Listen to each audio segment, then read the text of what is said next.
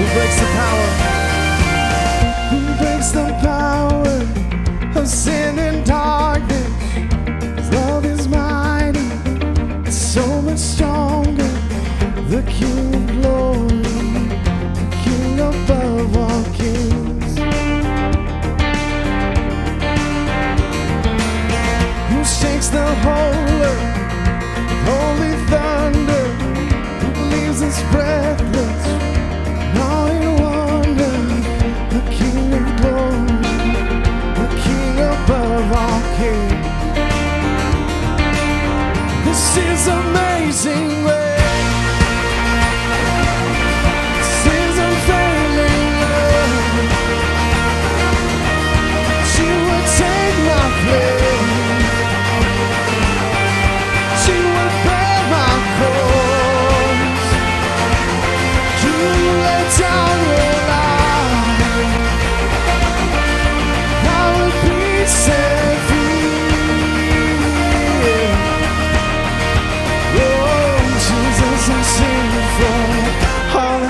Done for me. He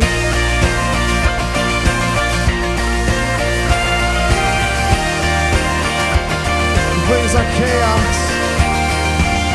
He brings our chaos back into order. Who leaves the dead, son and daughter? The King of glory, King of glory, who makes the nations. Truth and justice shines like the sun in all its brilliance. King of glory, King above all kings.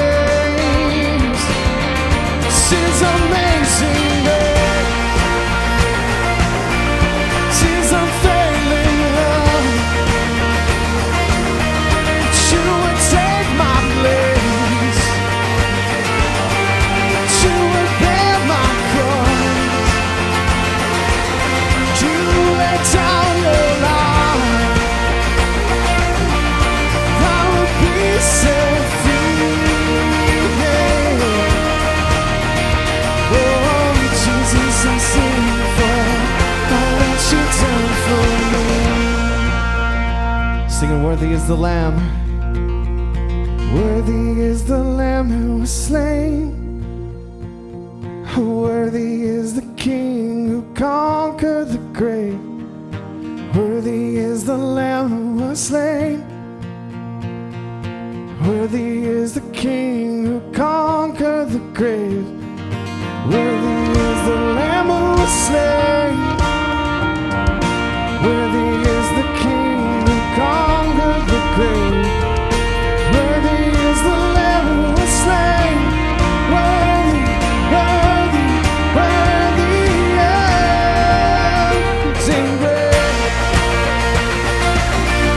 Sings unfailing love. You would take my place. You would bear my cross. You laid down your life. I would be set free. Yeah, yeah. Oh, Jesus, I sing for all that you've done for me. That you've done for me. You've done for me.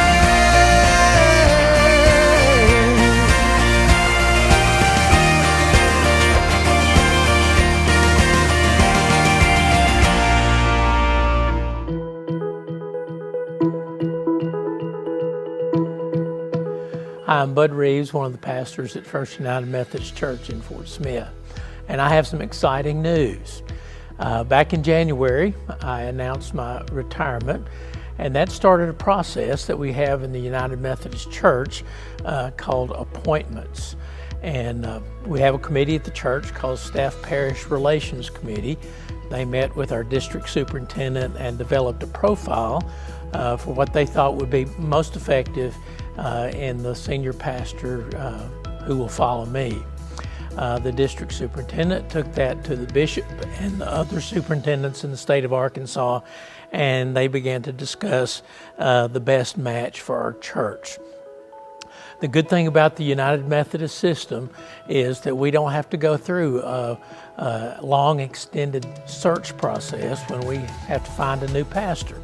The bishop and the cabinet appoint one here, and the new pastor will start the week after I finish.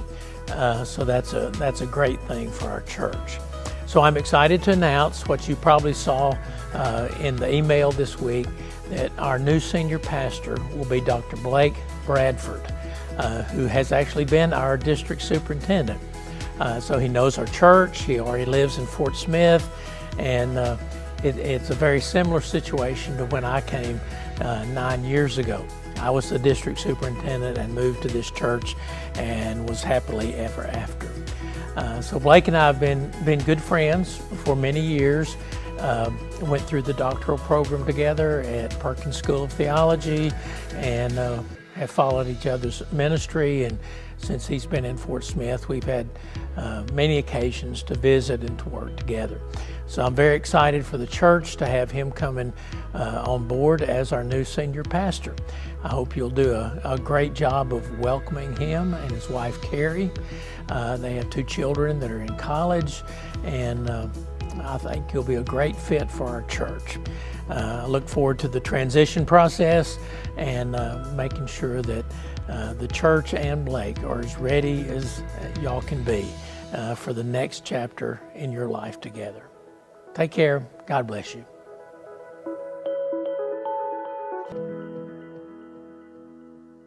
Well, Simon Peter was confused. He was confused because of the rebuke he got. He got a rebuke from the man that he loved more than anybody else. And not only did Jesus rebuke Simon Peter, but it had come just moments after he had praised Simon Peter. Not long before this, Jesus had been asking, "Who do people say that I am?" And Peter said, some of the disciples said, some say Elijah, some say John the Baptist. Then Jesus says, "But who do you say that I am?" And Simon Peter said, "You're the Messiah, the Son of the living God." And Jesus said, "Blessed are you, Simon Bar-Jonah," Simon, son of John. "For flesh and blood have not revealed these things to you, but my Father in heaven. From this point on, you will be Petros." We call him Peter. Petros. It means the rock. "And on you we will build this church." On this faith we will build the church. So he'd had that gift. He had received a nickname. His real name's Simon. Jesus gives him a nickname, the Rock. I mean, how cool is that? I mean, the Rock. It's like Dwayne Johnson right there. I mean, it's the Rock. He's got, that's got to be some bold stuff that he's feeling when he says, "I'm the Rock." And he goes around, "Andrew, do you have a nickname?" "No, I do. It's the Rock. You can call me Simon, but everybody else needs to call me the Rock." I mean, he's feeling pretty good about himself, right? And then Jesus talks about all this stuff about having to go and be on a cross and all this kind of stuff. And this is totally opposite from Simon Peter's experience of Jesus. His experience of Jesus is that Jesus came to relieve suffering, relieve anxiety, relieve difficult things. That Jesus had come to make things easier. And now he's talking about going and suffering. And so the Rock steps up to Jesus and says, "Well, I am the Rock. I need to straighten you out on a few things. And one is, don't be talking anymore about going down and getting crucified. We've got to stop this." And Jesus looks at him and rebukes him. And he says, "Get behind me, Satan, for you are a stumbling block to me." Satan means adversary, right? You're in my way. You're getting in my way. Now, Peter is dumbfounded by this. He says, "Wait a minute, you just called me the Rock a while ago, and now you call me Satan? I can't have 2 nicknames. Just need one nickname. And it's got to be either the Rock or the Satan. It can't be both, right? I mean, that doesn't belong to one guy. The Rock and the Satan, those are 2 people that should wrestle against each other. It should not be just one guy. And you're saying I'm both these things, the Rock, the Satan? This is confusing." And then Jesus goes on to teach these people. He said, "Unless you deny yourself and pick up your cross and follow me, you will not enter the kingdom of heaven. Whoever wants to save his life will lose it. Whoever's willing to lose their life for my sake will save it, will find it. What will it profit you if you gain the whole world but lose your soul? Peter did not get this at all at this particular time in his life because his entire experience of Jesus had been the relief of his suffering. And Peter knew what it was like to suffer. Simon Peter was born in a little town called Bethsaida. Bethsaida means the house of the fishermen, or the place of the fishermen. He was a fisherman, born a fisherman, lived among fishermen. That's all he knew. That's what he did. And being a fisherman was extraordinarily hard work. Long hours, difficult work, very little pay. And you're just trying to get along enough for your family to make it. The way you fish back then is you had a big net that was in a circle. And on the outside of the circle, there were weights on it. And there was also a big rope on the end, like a drawstring. You throw this net out into the water, the weights would sink it, then you'd pull on that drawstring, and hopefully some fish are in it. Then you'd pull that net up. Well, not only are your hands getting blisters, and those blisters are breaking open and all that, but if there's fish in there, then the fins from the fish are stabbing your hands. Fishermen had bloody hands just all the time. You could look at a person's hands and tell if they were a fisherman. You could also tell if they were a carpenter. They would have certain kind of blisters. Fishermen had cuts all over their hands. And it was tough. And it was tough to make a living. And they could work all day, all night. And man, they're having to pay the Romans these taxes, and they're just trying to get by. It is hard. And even one night, Simon goes out. He needs stuff for his family. He tells his wife, I've got to go out. I'm going to have to fish all night. We've got to fish all night, or I don't know if we're going to make it. His wife kisses him goodbye. He goes out on the boat, and the sun goes down, and he fishes all night. Takes that net, throws it out, pulls it in, throws it out again. It's dark, stars are shining, reflecting off the lake, and the hours tick by. Net thrown out, net pulled up, nothing.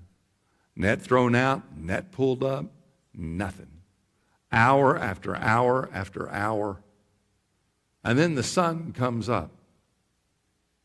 I don't know if you've ever stayed awake all night for something, but you feel exhausted. You know how that feels. You just feel exhausted when the sun comes up the next day. And the sun came up the next day, and he had nothing but bloody hands.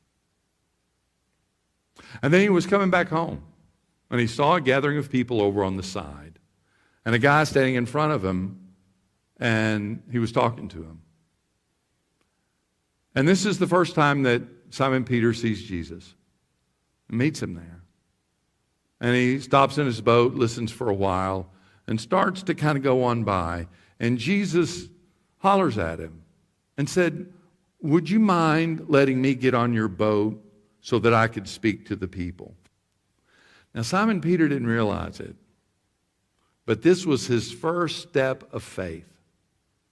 It was a little step. It was just letting him on the boat.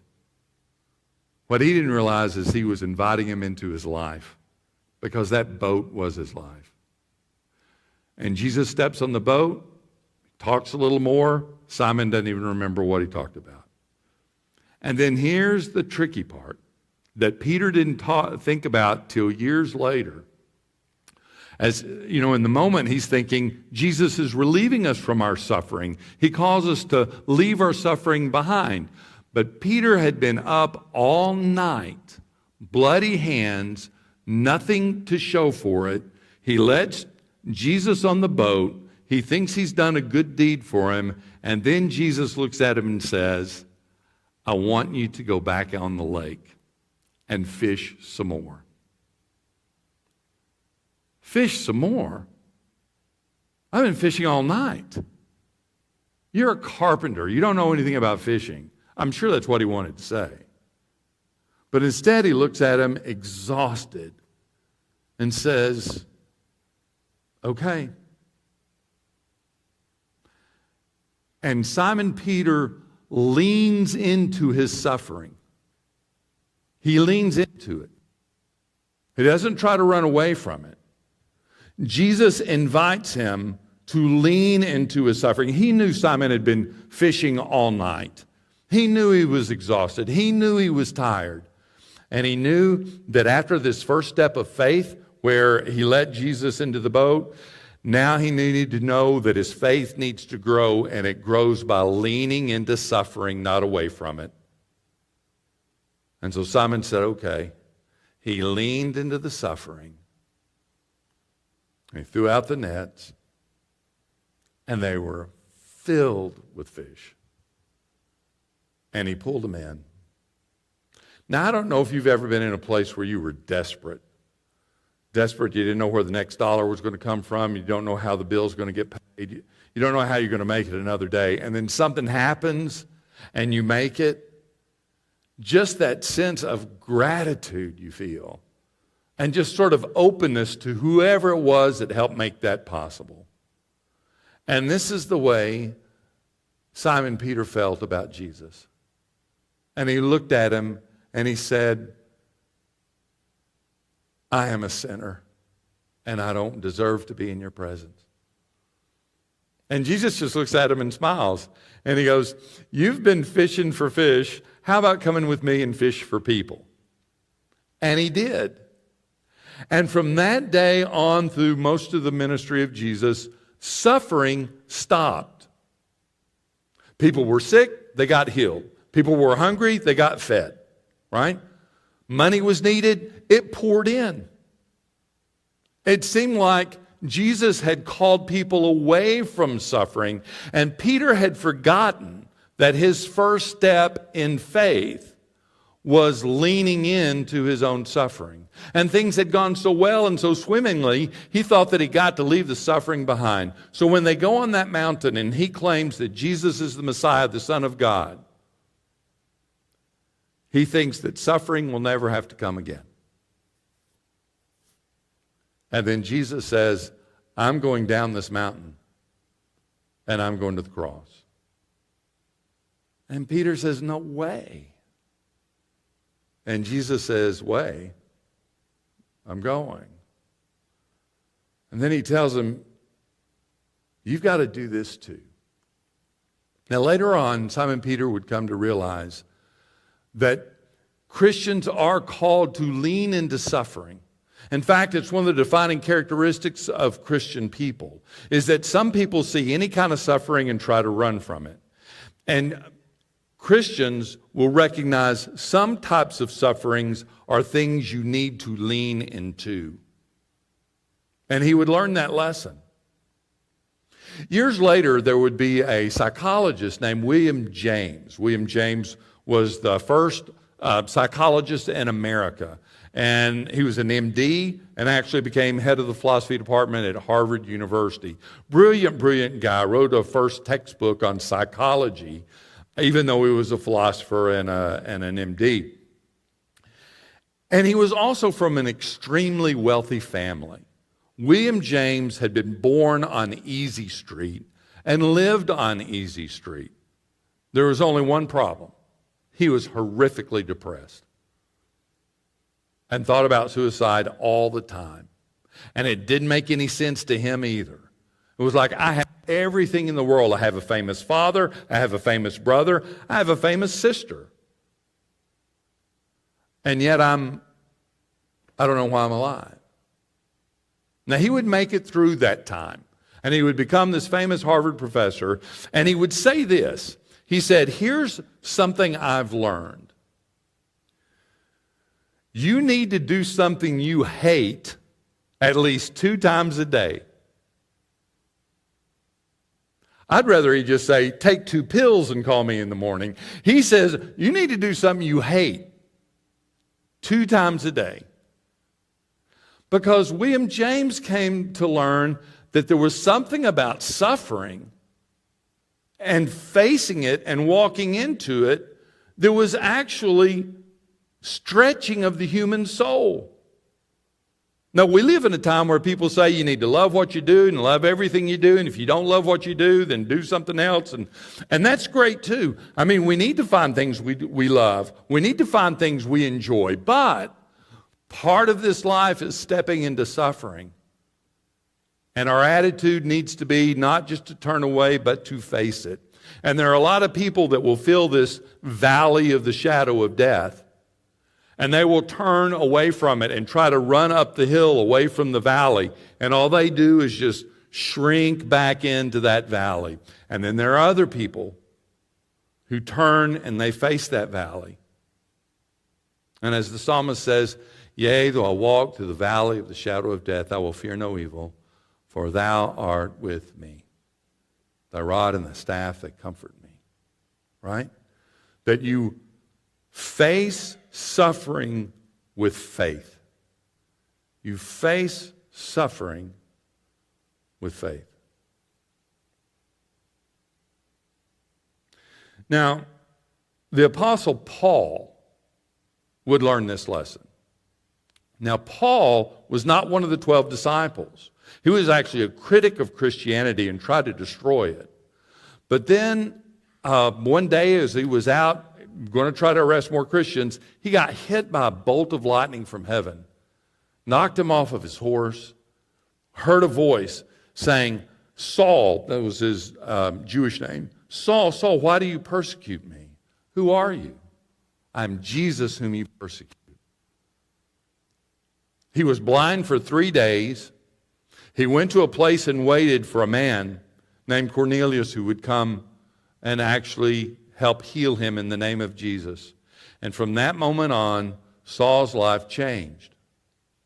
Now, a lot of the Christians that were in Jerusalem were scared of Saul, and they were reluctant, but some people convinced them, lean into your fear of Saul. Lean into him, because God has done something in his life to bless him, and he wants to bless you. And they did. They leaned into their fear and found a great teacher of the church. And Saul, who became known as Paul, would have so many of his letters written while he's in prison, while he's in chains. He would preach about the joy of the gospel. Now, how do you preach about the joy of something when you're in chains? In fact, in one passage he says, I wish all of you were just like me, except for these chains. I wish you could feel as free as I am, except for these chains. Now, how did he get there? He tells us in Romans 5, he says, let me tell you what I've learned about faith. When you walk in faith, you can face suffering and rejoice in it, because I have learned that suffering brings perseverance, and perseverance brings character, and character brings hope, right? So faith leans into suffering, and that produces perseverance, the ability to stick it out, right? Perseverance. And that develops character, a quality of the person to do well no matter what the circumstances. And then that brings hope. Leaning into suffering doesn't get rid of hope. It helps create it. And people who always lean away from suffering never really find hope. Hope is born of tough stuff. Hope is more than wishful thinking.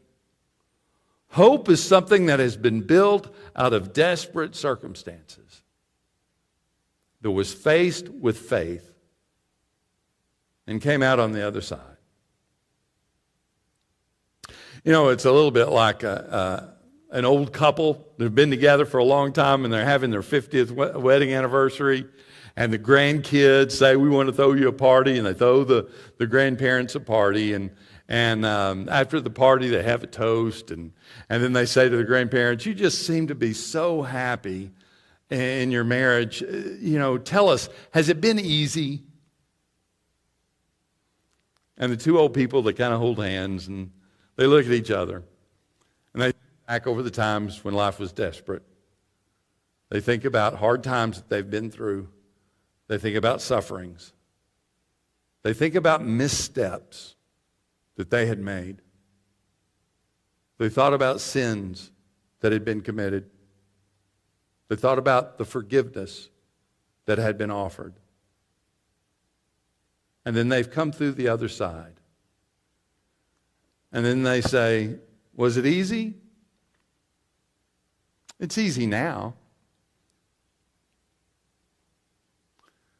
But there is stuff you've got to go through before you get there. Paul says there is a marriage of faith leaning into suffering, and it's wedded.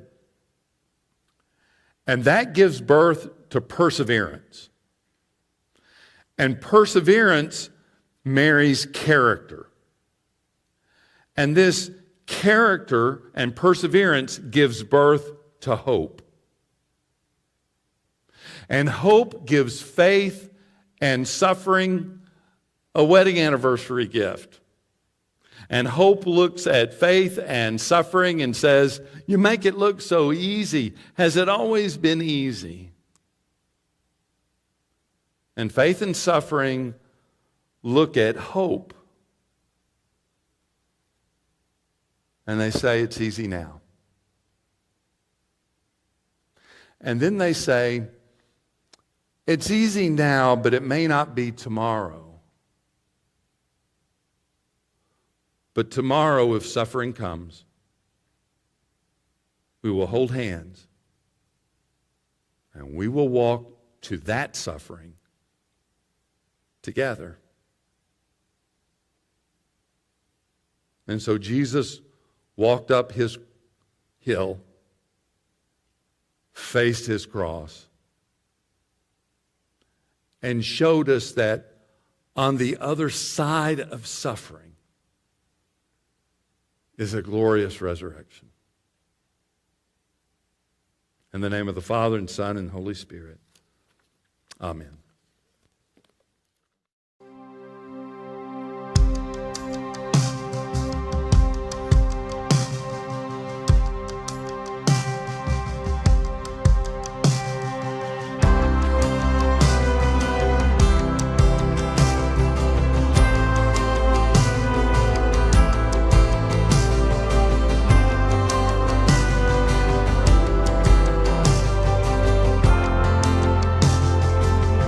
Jealous, he is jealous for me. Love's like hurricane, I am a tree bending beneath the weight of his wind and mercy. And all of a sudden, I am unaware of these afflictions, eclipsed by glory. Realize just how beautiful you are and your affections are for me. Oh, how he loves us so. Oh, how he loves us. How he loves us.